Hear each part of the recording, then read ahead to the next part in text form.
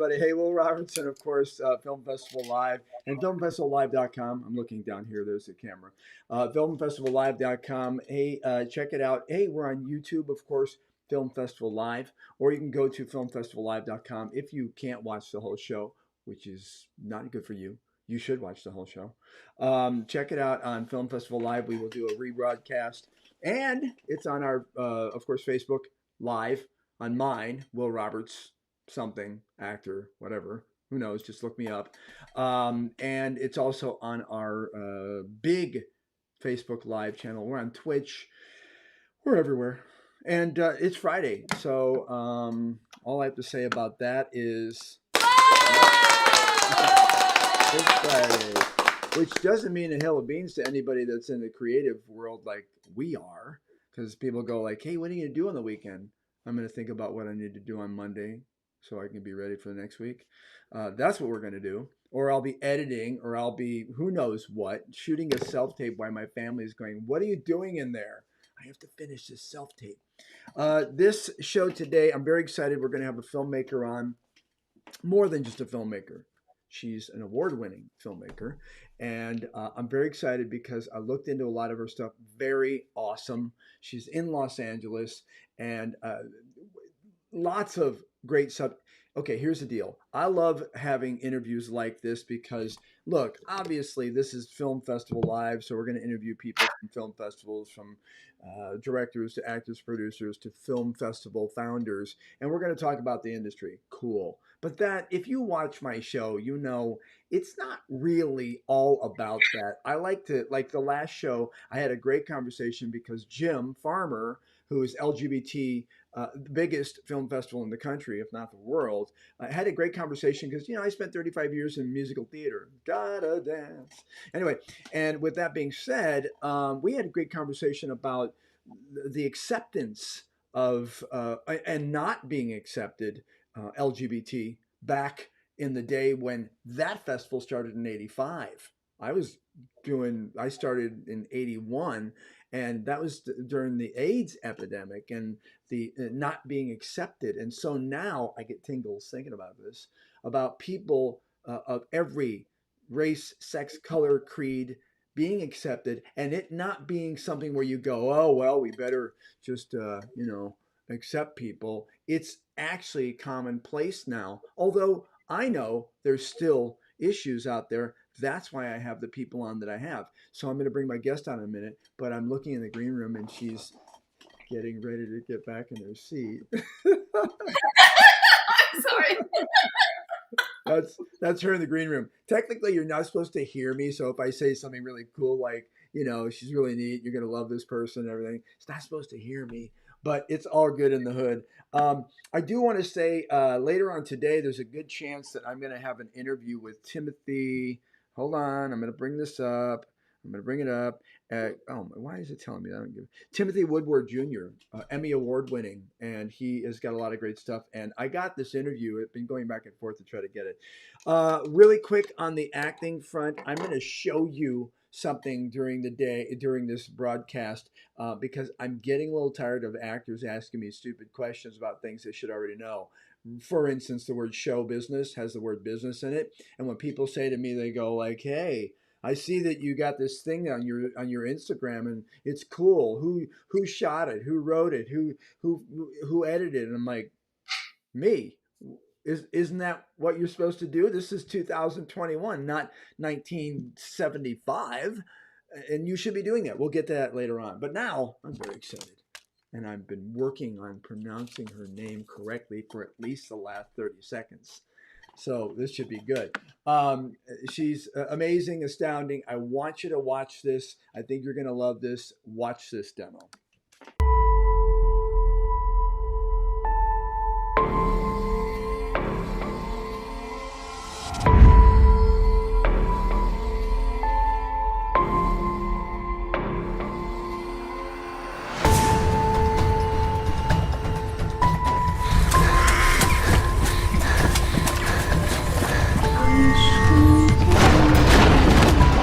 بکن آقا خواهش میکنم. فنا چشه؟ همین در واقع باکرگی حنا رو ثابت میکنه.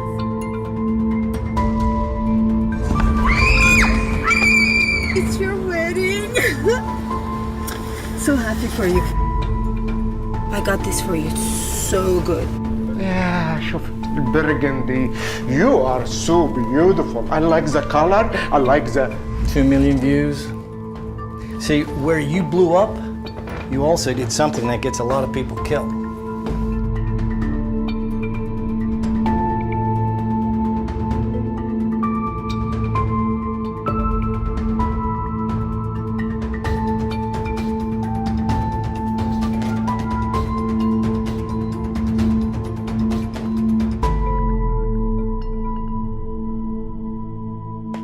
Maryam Pirband, I am so excited to have you on the show and watching that. I've watched that demo of that trailer several times, like, wow. And then I realize as you're now sitting in front of me, you're the actor in it too, right?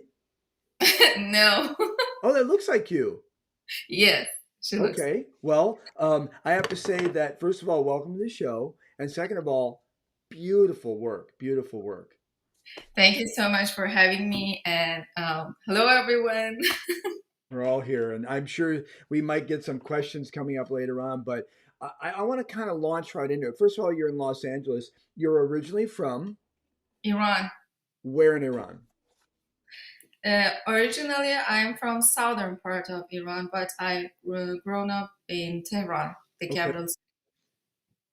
I spoke to a film festival there a few weeks ago, and it's really interesting because one of the first things I want to bring up is that in America, and you know this, we have a sort of a preconceived notion about when you say Iran, people are like, oh, duck, and it's all bad. And I was really, I knew this, but because I've traveled the world and I know people that have performed and done different things in Iran. And it's not all that bad, although it does have some interesting, you know, ebb and flows in the political standpoint. But why did you leave? Why are you here? Was it easy? Give us a little backstory. Well, I used to live around in different places and live with people, borrow their stories, and give them back like movies. This Wow. is my job. That's why I'm here. But because from my childhood, I was traveling a lot for my parents' job. I started my childhood in the border of Iran and Iraq. Oh, Do you know the war between these two countries? yes. So I started my childhood, the first year of my life the main part of the war, and then we traveled to other country, the other cities. I started to work as an accountant in a very big company because my first bachelor was economic. Okay. But after a while, I understand that it's not me. It's not me. I want to do something else. I started with, I started with painting, and in my paintings, I had stories. Then they understood, no, it's not me again. Then I went for acting. I started with acting, and in the first week of acting classes, I was selected to play in different telefilms, TV series, and this and that. But soon I understood, and I was advised by directors that I was working with, you are good for storytelling and directing. So I switched immediately Wow. and started to study movie directing. I started as a first AD Sure. and supervisor for a couple of years, and then start making short films. My first short film was an action short film. Oh. So for a female, actually I did stunt as well. For a female director doing this, it was something odd in my Yes. country. So I got recognized soon. And then I start having offers from producers to, if you have other stories, bring us, Now, was this in Iran or here? No, in Iran, In Iran. Okay. actually. I started to make short films. Okay. And my second short film was Dance with Me.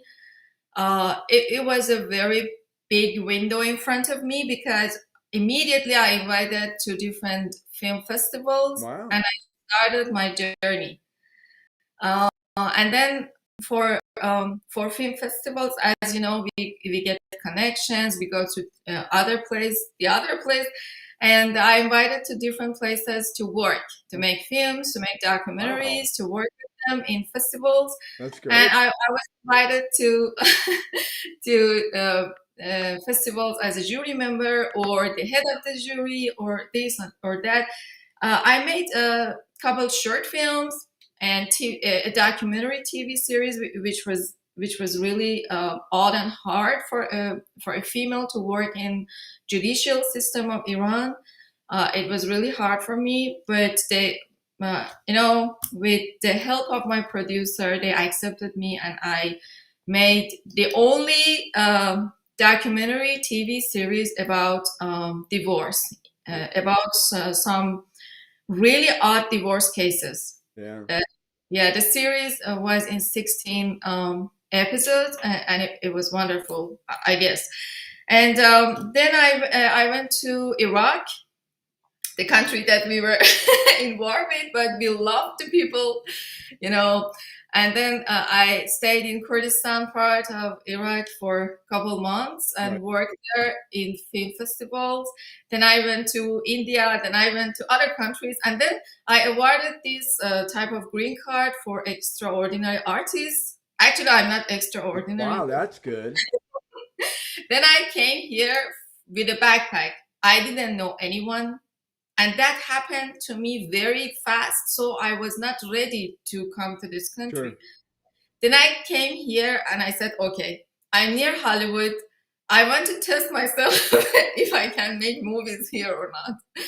I started to go around and see what's going on here. What are the connections here? Right. Then a festival invited me as a jury. Oh, And my story in this country started from that part. I joined this festival.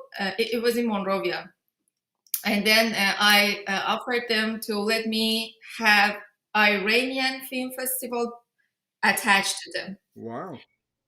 and they accepted. Right. So I had 2 years of this wonderful film festival with Sure. them. I was able to screen very good Iranian movies here in Los Angeles and then in Vegas. That's great. And I got my connections, of course. Right. I made my first short film, Fermisk, which was about, because I was witness what ISIS did in Iraq. Sure. I was witness. So I made one of those stories that was important for me about a girl who was pregnant of ISIS rape, Yeah. and what she can do for the rest of her life Right. and with the baby. Then I started studying a master degree in screenwriting at Azusa Pacific University, and then I made my first feature film in the States, the one you showed the trailer. Yes. So, okay, let's go back. You have a lot of stuff here, and that's amazing. One of the things is that when you talk about in the middle where you said, I just came here with a backpack, how feasible and how easy is it for a woman from Iran to go, "Huh, I'm just going to get a plane and I'm going to go to LA. It would seem to me that you would have a lot of difficulty and perhaps even your parents saying, what are you doing? And did you have any backlash on that? Actually, it was really hard for me. It looked easier, but when I came here, I understood it's really hard. My parents, it was hard for them, but 10 years earlier, they got familiar with me all the time traveling into different hard places. Yeah. Like first time India. I India. went India's in tough. I've been to India. Tough. yeah, and some part of my country, which is not good to go alone to document something Yeah. like a documentary. Especially as a woman. Yeah, exactly. For me, I was blessed, but many things happened to me. So my parents was all the time ready to get news that something happened to me. So Yeah. when I wanted to come here, they told me, okay, you will go and you will come back. No, you don't gonna stay somewhere. Right. And they tried to find their friends from their childhood. Their friends were here, but it was so fast. Hmm. They didn't have time to arrange anything, and me as well. So when I came here, oh, it is a very hard and long story. If I can tell you that many hard and bad situations happened to me. um, Maybe one day I am powerful enough to tell that part of the story, because something really bad happened to me, from someone from my country here. Yeah. And if I could pass that situation, it means that I'm blessed. Yeah. And nothing else.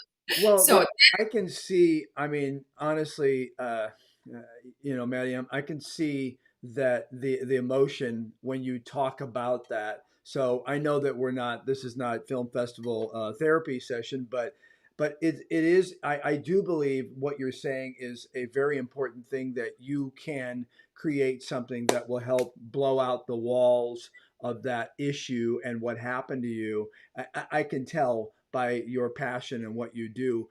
Let me ask you, coming here to America, because it sounds like, you talk about everything that happened in Iran and all of the opportunities that you did. I'm blown away that you were able to do what you did there as a woman, or in general, because it seems to me that there's such ruling, or such an iron fist over what might be able to be done in your country.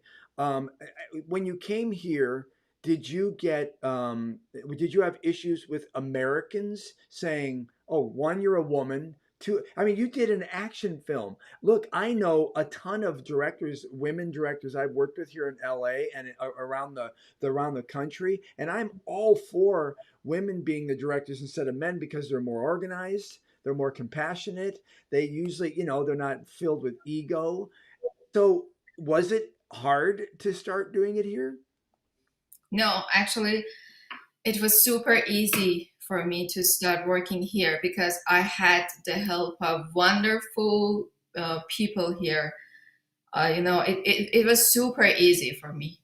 Wow. Well, I mean, It and what year did you start? If you don't mind me asking, when did you start? What year? Because you to look like you're maybe 20 years old. So oh no. I don't want to know how old you are. That would be extremely rude. But I'm just saying, how long ago did you start?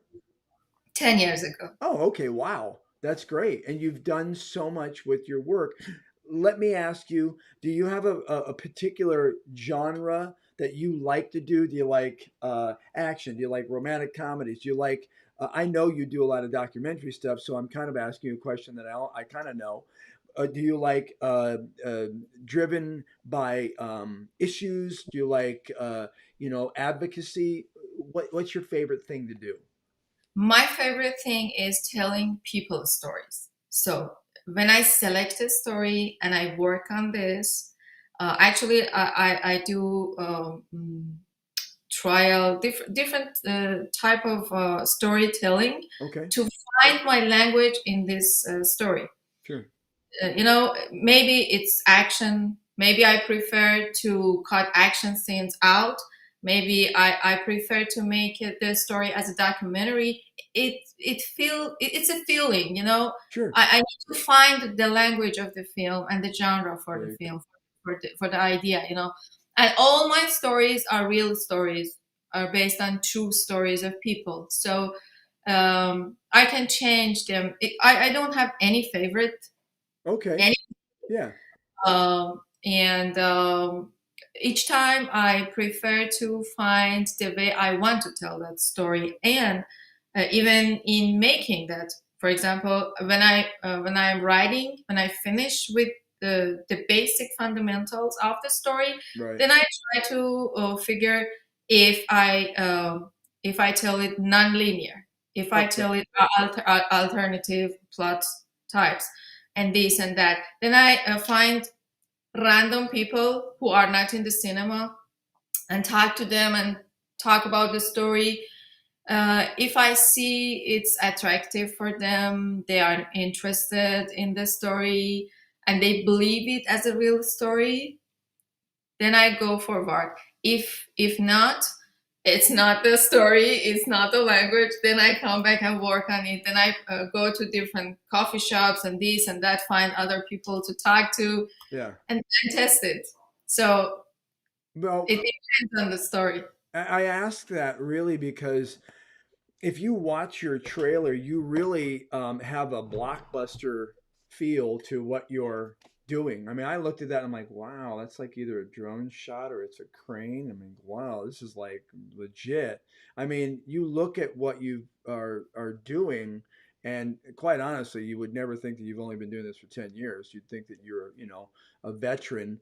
But it also has a style that is very like I said, it's very blockbuster. It's like big feature. And well, I mean, it is a feature, but the point is that that's why I was asking, like, you really have a style it moved quickly. It had a blockbuster look. So I was just curious. But I like the fact that you're saying that, well, I don't know. I like, well, number one priority, it seems like you like stories, which is great. And you like unique people, which I think as well, because I've traveled around the world, and that was one of the things I did in a one-man show is I got to know the people and they became the show, as opposed to going, here's a show and this is what I can do. I'm really awesome. So I love that part about it. Are you currently putting anything in a film festival right now? Yes, I'm working on this Dandelion season movie. Okay. I started the festival journey. I'm receiving different offers from buyers, but first I want to send this to the different festivals. Then I will make it ready for streamings and screenings. Sure. Yeah. Well, And I have other films from my friends that I distribute indie films and short films from my country for my friends. wow, that's nice of you. I mean, that's great. Obviously, you probably got that in your education because you do understand, as I said in the beginning of the show, that show business has business in it. So that's good. One thing I did notice in the trailer that I really liked is that I told you that we Americans or people outside of Iran have a preconceived notion of what it might be and the people. But what I do love in what you did with the trailer, and I can see that I bet has in the movie, which I'm going to have to see, is you see different types of characters. And like the guy with the hat that looked like he was an agent. And and you go, oh, I wonder what he is like. And it looks to me that you're letting us have a look into the different types of characters that may exist in Iran and what they do in every day, which is, in my opinion, the best thing that you could possibly do is educate some of us dumb Americans. Anyway. Yeah, I I am working on the character based stories. For me, a story is first, but characters for me are more important. And when I am writing these characters, I try to make them as more deep as I can. Hmm. And characters who I know are actually easier for me. But in this movie, as you mentioned, I had different characters from different countries. The guy we had was an Egyptian. Okay. So I had to research about them. I had to go sit with them, go with them to their parties and this and that to understand how are the situations between them and their wives Yeah. and these. So, and I never tell people what I'm doing because it makes them uncomfortable. Of course. Yeah. In this It story, it then becomes like you're a reporter and not a filmmaker. And I know because I used to be a feature reporter, and that's a problem because people go, "Well, you're digging. Why are you digging?" So I get that. Sorry, go on. yeah. And as you mentioned, wherever I go in this big world, and I say I'm from Iran, they say, "Oh, are you against the terrorists, or are you Oh, agree with them?" interesting. Oh my God, this question. And all the time I face with people who are not familiar with us as No, people, as ordinary people. So I tried to make real characters in my films. If I can make even one person aware of something, I do my job. absolutely. No, It's I agree with you wholeheartedly there. Yeah.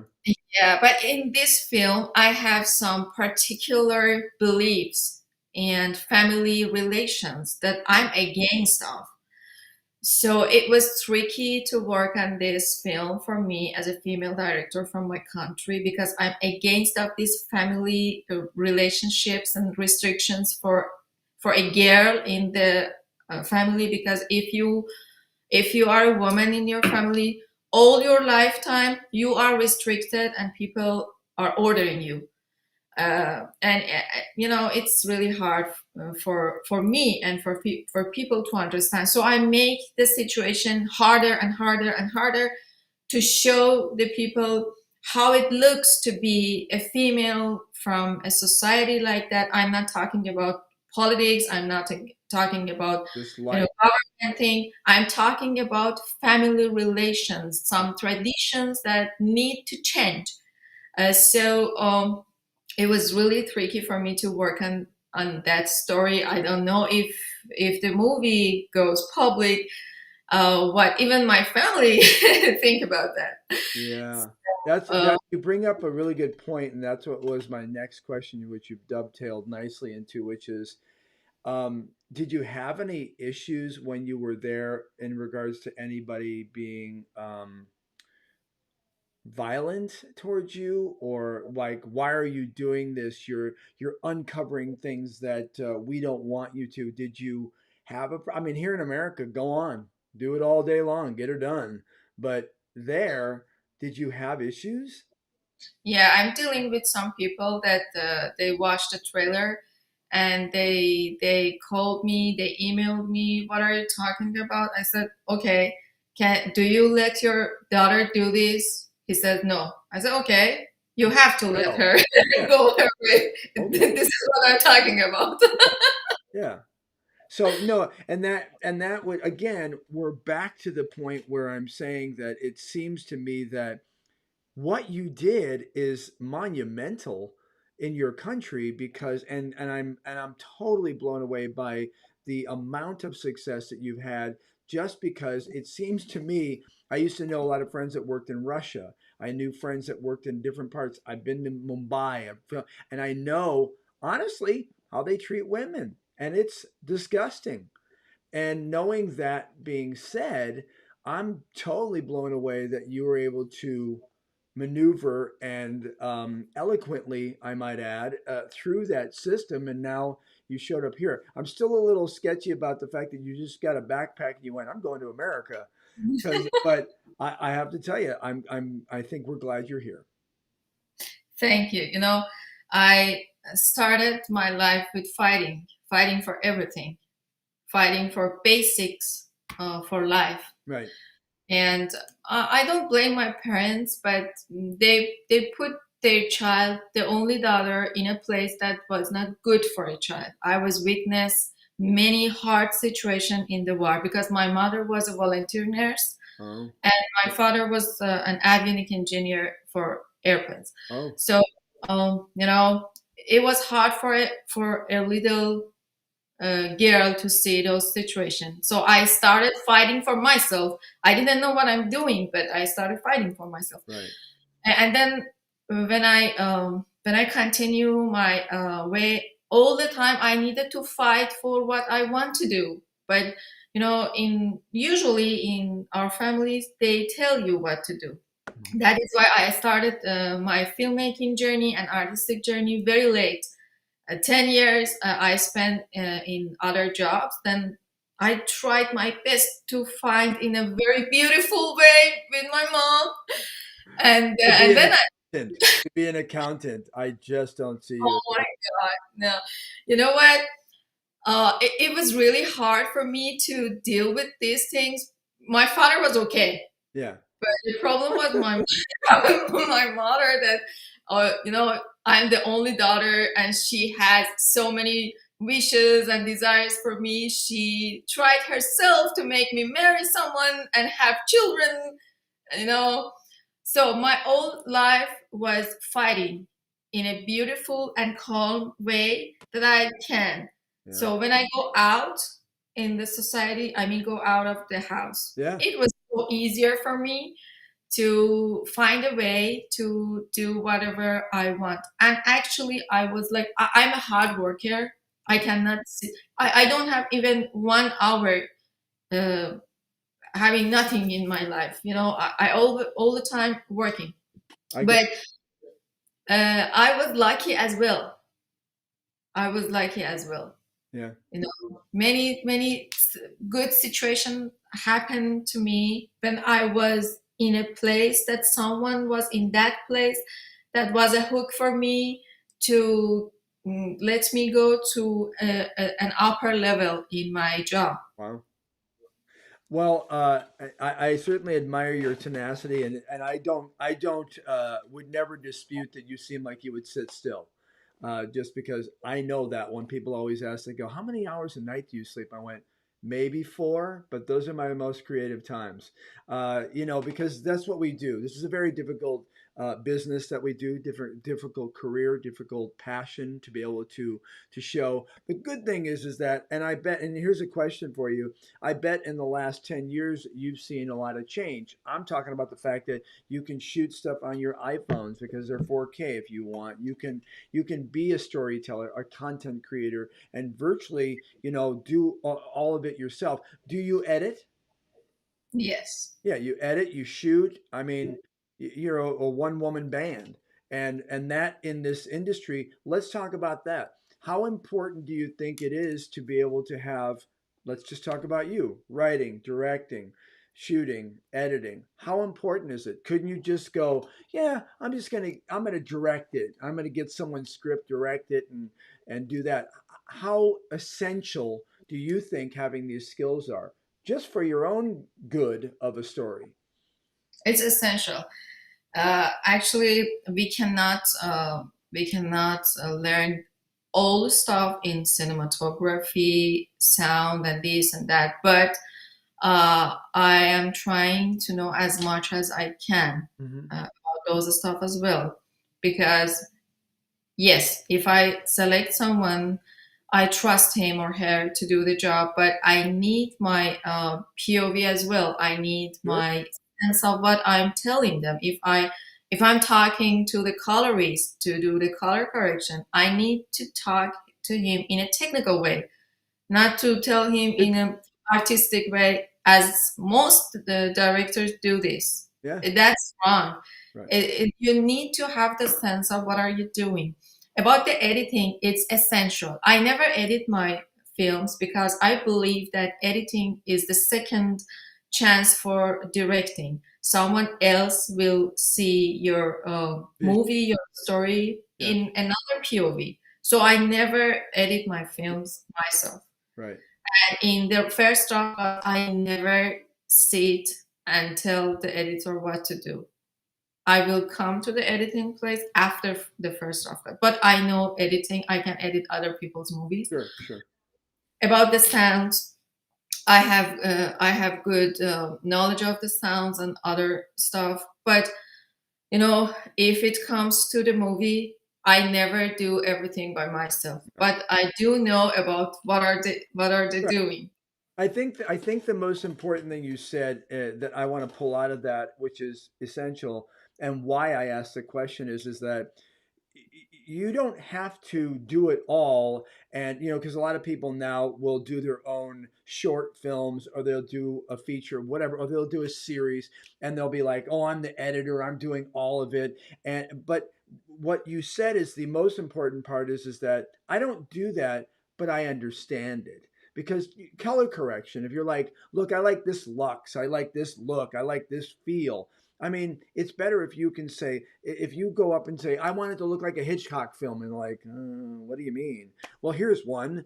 It's better if you can say, I kind of like this, and you do know technically what's going on, because, it is your vision. It is your vision. Yeah, and it's fun. It's beautiful to know about all this stuff. I'm thirsty to know about different styles, new equipments, new Yeah. cameras, new lenses, everything. I know about them, Yeah. and it's really fun for me. When I was in the first 80, in my country, I had the chance to work with the famous directors. But I remember that when we went on set, one of them, he just knew what he wants dramatically and artistically Right. and to be so creative. But when he wanted to talk to us as assistants, or when he wanted to talk to the cinematographer, for example, it took a while to explain them. And they needed to discuss on set. So it's Right. time consuming. Right. For me, my style, when people when people hear about that, for example, my Dance with Me short film, which is a 20-minute short film, is 2 days shooting, or Silence is 1 day and a half. They say, "Oh, what? How?" Yes, it happens because I do my homework before Right. shooting. In Pre-production. pre-production, I am super ready, and the crew are super ready, Yeah. and then we shoot. Yeah. But sometimes different things happen. Like, for example, in this feature, that was my first feature in the United States. We were, it was so confusing. All the crew was from different countries, so different languages on set, different movie languages on set and everything. And also, I had some difficulties, technical difficulties. The movie is under 2 million, so you can understand Yeah. it's low Yeah. budget movie. You don't need to say anything to me. I get it. Yeah. That's a very difficult thing. Let me ask you one more question. And do you mind if I take a small break and we come back? I want to ask you one more question. Okay, cool. So the question I want to ask you before I go to this small break is that working with talent in Iran, or working with talent here in the United States, can you tell me, is there a difference between actors there and here? Yes, it's really, really, really amazing and wonderful working with actors here. Okay. Actually, I respect a lot for actors and artists in my country. The rules and professional things are different in my country. I know, I respect them, but as a director, it's super amazing and fun working with actors here. They are really professional. They know what to do, and they spend whatever they have on Yeah. set. I had Rudy Youngblood in Sure. my film. He is a superstar actually, and I had a non-actor in front of him from Iran, from my country. It was this non-actor was a wonderful performer, but it was his first time, you Really? know. And Rudy Youngblood was a super professional. I did, yes, I didn't have any problem working with him, and they don't bring their personal thing on set. They don't bring their problems on set. They are like a very beautiful army, come do their job and go. Yeah, well, It's yeah, and that again, that is, I mean, the downfall of independent films a lot of time, because look, I started in '81, is that you couldn't get into the union unless you did so many things, and it was very difficult to do. Now it's a lot easier. You can just do a web series on your own on your phone, and you can whatever. Point is that um, it, actors that really work hard and are career actors are the people that you go, hey, you got a script. You're not babysitting them. And in the independent world, sometimes because of budget and because of availability, you have to settle on people that you don't know necessarily whether or not they can do the job. And then they get there, and they unfortunately, you have to have more time and more money because they don't do their job. So I understand that.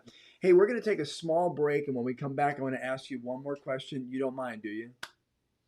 Good, good. Hey, I'm going to go to a single shot here really quickly. All right. So anyway, let me grab something. I drop my glasses, and not that I need to see myself, but so anyway, I hope you're having a good time. I'm really enjoying talking to Maryam, and we're gonna ask her one more question when we get back. But look, I want to talk to the actors. I talk about this all the time about how you need to market yourselves and how you need to do what you can to get noticed. Because look, in the last couple of years, which has been pretty amazing, as I've been doing this show, meeting a lot of different directors and producers and film festival people, I just have realized that, the old saying about it's who you know, it's not really who you know, it's who knows you. And in order for you to get that type of situation, I think Maryam has explained something that was very crucial in our conversation, which is basically that she kept doing what she wanted. She learned what she needed to. She was there, professional, and got connections through doing that. Actors, you need to learn. This is the most important thing, because I get so many direct messages from actors going, so how do I do this? I mean, how do I market myself? Because the industry doesn't let us market them, which is true. Casting directors wouldn't take a call from me going, hey, how's it going? It's Will. Yeah. So I want to audition for that thing. I bet you do. Bye-bye. And they hang up and they never call you back. So I came up with some little guerrilla marketing ideas, and I recommend you do too. So I came up with an ad that I created that looked like a little banner ad that's some furniture, and it had a camera. It looked like a casting office, and it said, hey, casting directors, you want to be successful? Click here. And when they clicked here, I lost my mouse there. When they clicked it, they saw this. Hey, thanks for clicking the banner. Now, I know you're dying to know what it is that makes a successful casting office or director or production. And the answer is actors. See, you can have a great script, great casting director, a director, producer, but here's the problem. You always need good actors. To be or not to be? But let's face it, there's way too many of us. And we can't market to you, which is odd considering that they call it show business, and that means that there's business in the show. We can't call you. We can't send you an email.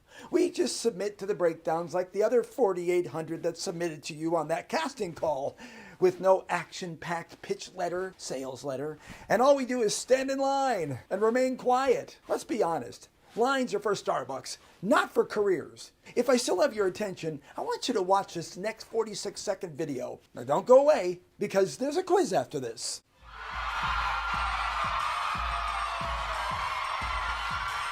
Detective Gennaro, I need to speak with Rex Wilson. Rex is already out there on the speedway for his practice run. You know what I mean?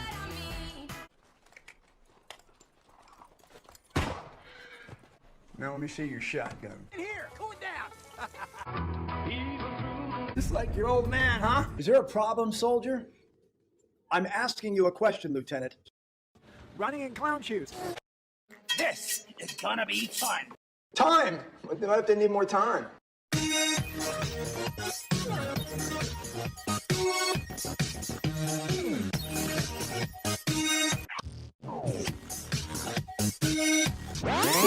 That wasn't so painful. And I even saw a couple of you laughing. So if you like what you saw, operators are standing by. Yeah, Will Roberts is great. For sure. Oh, you want to book him? That's my agent. And if you didn't like my approach, well, I'm Daniel Craig, and I hope you enjoyed this commercial.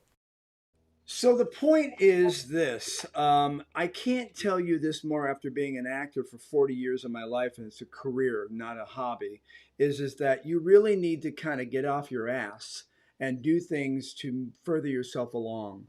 My guest has said that. Everybody I have on the show that's successful I don't have people who aren't successful on my show. And the reason being is because it needs to breed success.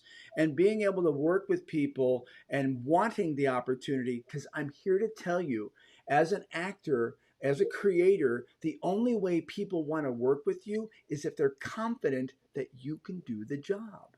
So your job as an actor is not just to put pictures of you on Instagram with your sleeve tattoos, your nose rings, and eating food. What your job is to make sure that people understand what you want them to see you as, what you want them to, you want to be like, what types of roles you want. If you don't think that you're getting the right types of roles, I got an idea. Write something, shoot something, edit something. And if you can't do that, well, again, you need to either learn it. And this is the best time in the world. After doing it as long as I have, this is the best time in the world to be able to do what we do creatively, because my studio about 15 years ago would have cost me about $25,000. You're now looking at probably $1,000. Okay, so my Canon 4K, maybe a little bit more, but all this can be done. And if you can't do this, one other thing I want to say, as an actor, if you're standing in front of the camera and you're here and you're like, I'll be in my green room eating my M&Ms, my red M&Ms, and you don't understand what it looks like to be on this side of the camera, I got bad news for you. You're not going to be that much fun to work with. So there it is. Do your work, do your homework, and if not, go to your room. All right, let's go back to my guest. All right, coming back in. All right, so the last question I hope you're enjoying our conversation. Yeah, of course. Good, good. And if you said no, I'd be like, oh, she's gone. Anyway, she's out of here.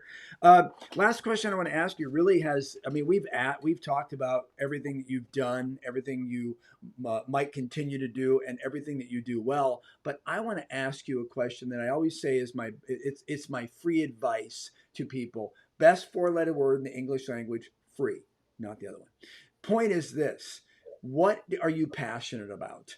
If someone sat with you in a room, or you had that 11-second ride up the elevator, your elevator pitch, or you were talking to someone and you felt that they desperately needed some sort of pearls of wisdom, I don't care if it's industry related, I don't care if it's how to make a donut, I don't care if it's like how to walk across the street safely. What is it that you would say is the thing that you deep down want people to know about you, or a pearl of wisdom that you would tell people? The most important for me is we need to have our loneliness as a beautiful place for ourselves. Draw a round circle around ourselves and sit alone with us. Find ourselves. This is the most important thing for us. Find ourselves and be in love with ourselves. Be in love with the beautiful soul inside us. Then ask her or he what you like more to do. What is your passion? What is your hate? And be truthful and be frankly with ourselves is the most important. Then we can find the way we have to go. And it's the most important thing, not to bother anybody in this journey, but to love everyone in this journey and to give love. The universe will give it back to you. And the most important thing, when it may look funny, but when we write stories, I told you, characters are really important for me. What is the most important? What is the most important specification for the character? Sure. To be likable. This is the most important thing for me in my life, to be likable for myself, and then for the life, for the universe. If you see a character in a movie struggling and fighting and this and that, but he or she is not likable, you're done. The movie is done. Right. No one wants to see that movie, or no one wants to sit in a coffee shop in front of you and talk to you. Right. And no one in this universe, even the small molecules in the water, never like you if you don't like yourself. this is my No, and you know what? I just want to say that I think the most important thing you said there, which is extremely difficult to do in our industry, which is love yourself. I mean, that's kind of a difficult thing. I spent many years in self-help producing people's shows and so on, talking to people like Deepak Chopra, Wayne Dyer, Shakti Gawain. And one of the things I've learned, as I become older, is that you really can't even get out of bed if you don't like yourself. And you're right. And the other thing is that that translates to how you are perceived, especially in this industry. If you're, I've interviewed some people that were extremely hateful about the industry, and you can tell. And you go, oh, okay, so this person's really upset about their life and what's happened to them. But again, the old lemon out of lemonade, lemon into lemonades, and all that fun stuff. But regardless, I am so thrilled to have had you on the show. You can come back anytime you want. And if you have any projects coming up, let us know. We will promote them all we can. Thank you very much, Maryam, for coming on. thank you for having me. Good. Thank you. All right. Wonderful. Hey, I'll let you go. Hang tight in the green room. I just want to say goodbye to you, but let me finish up. Here we go. So, everybody, thank you for coming in. By the way, I just noticed that one of my lights went out on this side, and I think I like the lighting better. It's more mysterious. Recently, I changed my background because it was like red, and anyway, I'm just kind of blathering on and on. But I hope you enjoyed the show this week. We had lots of great people. I'm hoping I have my other guest, Timothy Woodward Jr., later on in the show. Check in again. I see that we did have some comments.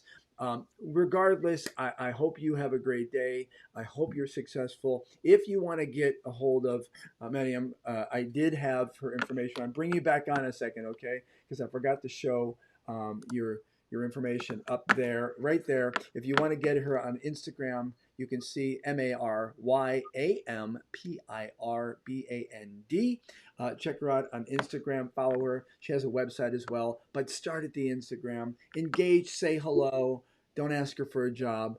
And in any case, I hope you enjoy your day. Be fun. Be successful. But most importantly, be respectful and be a human being. I'll see you next week.